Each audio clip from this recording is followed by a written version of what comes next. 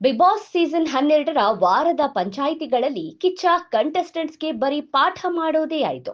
Big boss ಅಂದ್ರೆ ಏನು ಅಂತಾನೆ ಗೊತ್ತಿಲ್ವಾ ಈ ಬಾರಿಯ ಸ್ಪರ್ಧಿಗಳಿಗೆ? ಮೊದಲ ವಾರದ ಕಿಚ್ಚನ ಪಾಠವನ್ನ ತಪ್ಪಾಗಿ ಅರ್ಥ ಮಾಡಿಕೊಂಡ್ರ ಸ್ಪರ್ಧಿಗಳು. Yes, Bigg Boss season 12 different ಆಗಿರುತ್ತೆ ಅಂತ ಹೇಳಲಾಗ್ತಿತ್ತು. ಅದೇ ರೀತಿ ಎಲಿಮಿನೇಷನ್ ಎಂಟ್ರಿ ಎಲ್ಲ ಡಿಫ್ರೆಂಟ್ ಆಗಿ ಏನೋ ಇತ್ತು. ಆದ್ರೆ ಈ ಸಲದ ಕಂಟೆಸ್ಟೆಂಟ್ಸ್ ಕೂಡ ಇಷ್ಟೊಂದು ಡಿಫ್ರೆಂಟ್ ಅಂತ ಗೊತ್ತಿರಲಿಲ್ಲ. ಯಾಕಂದ್ರೆ ಕಳೆದ 11 ಸೀಸನ್ಗಳನ್ನ ನೋಡ್ಕೊಂಡು ಬಂದಿರೋ ಸ್ಪರ್ಧಿಗಳು ಮನೆಯಲ್ಲಿ ವಾಯ್ಸ್ ರೇಸ್ ಮಾಡಿ ಜಗಳ ಮಾಡಿದ್ರೇನೆ ಹೈಲೈಟ್ ಆಗೋದು, ಕ್ಯಾಮರಾದಲ್ಲಿ ಕಾಣಿಸೋದು, ಜೊತೆಗೆ ಅಡುಗೆ ಮನೆ ಜವಾಬ್ದಾರಿ ವಹಿಸ್ಕೊಂಡು ಬಿಟ್ರೆ ಯಾರು ನಾಮಿನೇಟ್ ಮಾಡೋದಿಲ್ಲ ಅನ್ನೋದನ್ನ ನಂಬಿಕೊಂಡು ಬಂದಿರೋ ಹಾಗಿದೆ.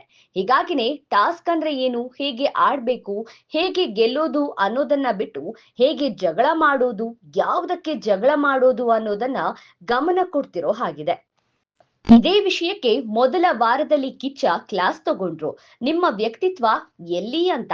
ಆದ್ರೆ ಅದನ್ನೇ ತಪ್ಪಾಗಿ ಅರ್ಥ ಮಾಡ್ಕೊಂಡು ನಾನು ನನ್ನನ್ನ ತೋರಿಸ್ಕೋಬೇಕು, ಅದಕ್ಕೆ ಜಗಳನೇ ಒಂದು ಒಳ್ಳೆ ದಾರಿ ಅನ್ಕೊಂಡಿದ್ದಾರೆ ಅನ್ನಿಸ್ತಿದೆ. ಇದರಿಂದಾಗಿ ಈ ವಾರದ ಪಂಚಾಯಿತಿಯಲ್ಲೂ ಕಿಚ್ಚ ಮತ್ತೆ ಅದೇ ಪಾಠ ಮಾಡ್ಬೇಕಾಯ್ತು. ಜೊತೆಗೆ ಅಸುರಾಧಿಪತಿ ಸುಧಿ ಹೊರಗಡೆ ಹೇಗೆ ಕಾಣಿಸ್ತಿದ್ರು ಅನ್ನೋದನ್ನ ಸ್ಪಷ್ಟವಾಗಿ ತಿಳಿಸಿದ್ರು.